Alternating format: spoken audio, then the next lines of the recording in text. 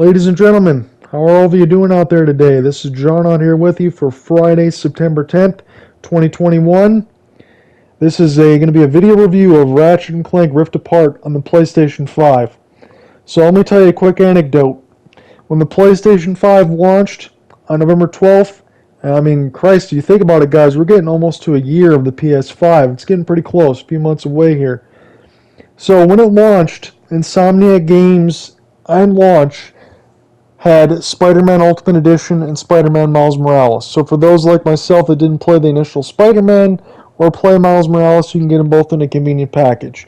And I know we can sit there and talk about it in terms of cross-gen and platforms and things like that. When Microsoft was more counting the cross-gen stuff, Jim Ryan, Sony US president, was saying next generation starts with us, but yet there was a lot of those games that were multi-plat on PS4. But I digress. You know, you got to play to your player base and all that.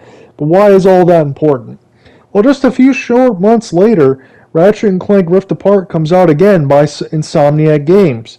So whether they were working on that stuff between Spider-Man side by side and all of that remains to be seen. However, what's in front of you just a few short months again rivals in the same comparison as it did in last console generation. And I'm talking about infamous Second Son and Ghost of Tsushima by Sucker Punch. Insomniac could already be my development party of the year for the PlayStation and its console library, because these two games between Spider-Man Miles Morales and Ratchet & Clank Rift Apart are absolute freaking slam dunks. So take this with a grain of salt, but they say that all the Ratchet & Clank games are the same. You know, you're going to get just an incredible action platformer that has a good story. It's got some heady charm in it. It's got fun weapons to use. Everything's frantic, and you're probably going to finish the game in about 10 hours. Now, for the PS5 version, all those boxes are probably checked once again, but it's the same time. Ratchet & Clank, in my mind, even though I hadn't played it before, is always one of those ones that's usually a console pusher in terms of getting all the graphical horsepower and figuring out everything that's underneath the engine. And whether or not you want to talk about that article that you saw maybe a couple weeks ago saying that Rift Apart could have been done on the PS3, but it just wasn't because of the loading and things like that. However, you're looking at Rift Apart right now on the PS5, and it's absolutely freaking fantastic, and Insomniac has done a wonderful job. Why is this game so good? Well, again, it's because of the really good character writing between Ratchet, Rivet, Clank, Kit, all the other characters in between. In fact, it splits all the characters in between for all the other games in series past, if you aren't aware of it as well. But this also isn't a game that you need to play last or talk about any other stuff in the story. It's not really a continuation of all of that. It's just like a Dragon Warrior or Final Fantasy, Dragon Quest, Dragon Warrior. I'm a real old man. But it's one of those things that you can play independently and enjoy. And for the PS5 sake of it, as I've talked about a million times with the loading times going in and out between the rifts are absolutely, top of the mark. Split second, snap of a finger, and stuff like that. The combat is absolutely fun. What separates Ratchet & Clank from me, and a lot of you series veterans already know this, but what separates it from me is just the extreme arsenal that you have. In between like pistols and shotguns and like ricochets and bombs and things like that. But then Ratchet & Clank decides to move things up and get really creative. I mean, look at this. You have a water sprinkler that turns everybody into plants, and then you can screw them up with the wrench. Or you can use other weapons and combine them. What's really fun is when you get a vast arsenal getting later in the game. Like I said, you could probably finish a game between 10 to 12 hours, but the vast arsenal in the game is always fun, and you can mix and match items. You could turn guys into ice cubes and then hit them with a rocket launcher. I mean, everything is all up to your disposal in terms of how you want to handle everything, and there's multiple difficulty levels. So obviously I played through the normal difficulty setting, and it's really not that difficult. This is honestly a game that can be fun for all ages and be completely fair and all that stuff, and the action is fast-paced and frantic. And it's got a beautiful, fidelity mode if you want to play at 30 frames per second and get like 4K output, or you can play in performance mode to get 60 frames, or you can get a performance ray tracing where you can get some of the better stuff and still hit 60 frames. I mean, this game is absolutely where it's at as far as optimization and things like that. But again, what sets it apart is the absolute massive weapon variety that you can use. So you can go from one instance where you're jumping off ships, fighting dinosaurs, going in through massive expansive landscapes. As you're seeing here, you're doing some other puzzles. You're doing some puzzles where you break in and you try to take viruses out. All of this stuff isn't really a complicated story. It's just Dr. Nefarious, as he's always been through all the Ratchet and Clank games, trying to cause chaos again. But you get this Dimensionator that takes all the rifts apart that might be taking the world apart, and it's up to Ratchet and Rivet and company to be able to save all of that. So the story isn't anything too crazy. It's just incredibly fun to play. Now, you always have that talk every time a new game comes out, console exclusive and things like that. Is this the best game to play on the console? Is this the latest graphical pusher? How is it? Where should it be ranked and things like that? And I've talked about it, and I've reviewed a lot of these launch games, as I've owned a lot of these launch games, in the sense of Demon's Souls, Spider-Man Miles Morales, the packaged-in Astro's Playroom, Returnal, and things like that. Well, Ratchet & Clank graphically stands to be probably the best game on the console. The gameplay is also probably the most fun on the entire console. I love the back and forth. I chuckled a few times with the banter between the characters. I absolutely love, and I will say this too, when you're shooting enemies with all different types of weapons, they recognize the weapon that you have in their hand, and they make remarks about the ricochet or the water sprinkler, or one of my favorite ones is Mr. Fungi or Miss Fungal. So every time he comes out, it's time to start the party. Fun, fun, fun. He's just sitting there shooting, taking guys out. I love the mix of weapons and all of that stuff. So you have your flat out like pistols and shotguns and stuff for your attack oriented up front. You also have support guns like a void repeater, which is a shotgun but is also a shield. And what's interesting too is we talked about it with the adaptive triggers on the PlayStation 5 as well. You also have guns in like Returnal. If you hold the adaptive trigger halfway down, it does a secondary function. If you press it all the way down, it's a primary function. Yes, it is a little bit of a pushback, but it's a comfortable pushback.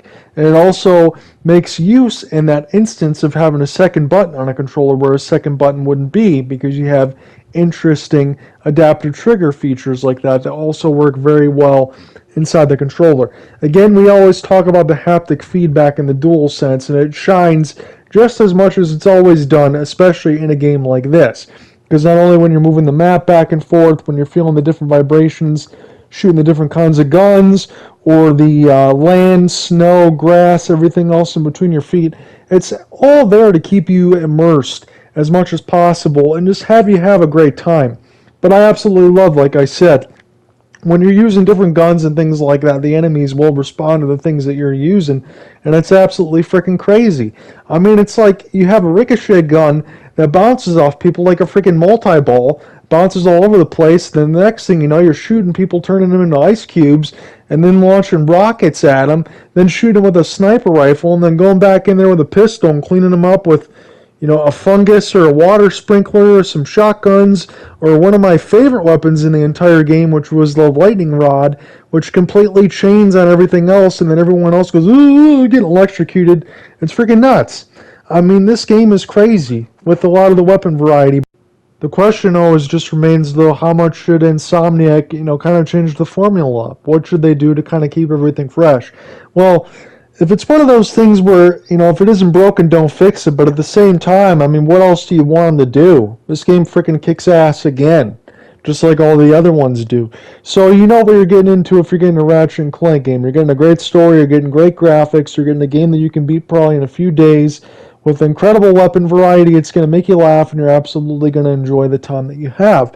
So if that's the type of game that you want to play, I mean, wholeheartedly, I have to recommend Ratchet & Clank Rift Apart to you. There's no way I can give this game lower than a 9. I can't do it. There are some graphical glitches and some things. Like, okay, you can kind of fall out of bounds and you fall and you die. But the main thing is you just respawn right back in. Or you need to, because I needed to a couple times, respawn right from a checkpoint. It's as easy as pressing the options button and clicking restart from the checkpoint. So there was one graphical glitch for your completionists out there that I have to mention. So I'll show this to you a little bit as we go a little farther in this review, and you'll see it. I did pick up all the optional pieces. So you don't have to equip all of the armor to get all the benefits if you like just the way the characters look, which is great. So it doesn't force you to have to use all that armor. But I did pick up all the equipment, but since I died in one of the areas, I couldn't 100% the game because it shows that it isn't in my inventory. Insomniac knows about the bug, but I don't think it's going to be fixed because it isn't one of those things that's going to derail your experience, so to speak, as you see on Rails here. But it is what it is. It's there. There are a couple bugs there, but it doesn't take away from the experience of this game. And I do find it absolutely incredible when you are using other inventory, like armor, helmets, boots, and things like that. The game knows enough to change the sound and settings of what you're also using, and also, in certain instances, when you're talking through your characters, you will hear them speak as if they're going through a helmet, if they have a helmet on. So, the absolute utter detail and subtle charm of the game shines through. And when you do beat the game, you can get a challenge mode where you get extra XP and more bolts and stuff like that to buy some other guns. You really can get all this stuff in one go. There's not much to do after the game is over, but the battle arena is pretty fun. And just, level up your guns and have a good time with it, and just take your time with it. Enjoy it, because that's what this game is. So again, for me, for Insomniac, Spider-Man Miles Morales, and now into Ratchet & Clank Rift Apart, it really doesn't get much better for this company. Absolute slam dunk here. And if you have a PlayStation 5, this is a game you're going to be playing. Bottom line. Doesn't matter. It appeals to kids, adults, or whatever. Everything is absolute fun. I had a great time with it. So what do you think? Facebook.com/TBUGunslinger, Twitter @JohnReinott. I'm sorry there really isn't much else to say about all of it. The game's just really damn good. But I absolutely enjoyed it, and I will put it as one of the very best games that you can get on PlayStation 5. I'd still say maybe the package in Astro's Playroom is my favorite game on the console, but Ratchet & Clank Rift Apart is right on the upper of the most upper echelon that you can get on this console right now. So, especially if you're looking for a deep discount, holiday season, pick this game up, play it, and let me know what you think about it, because it's absolutely freaking good. This is John Ott signing off for the review of Ratchet & Clank Rift Apart. Don't miss this one. Talk to you guys soon. Peace out. Is all this fighting really necessary? Hey, can't we talk about this over some lemonade? No! The Emperor despises lemonade. Nothing should be sour and sweet. What the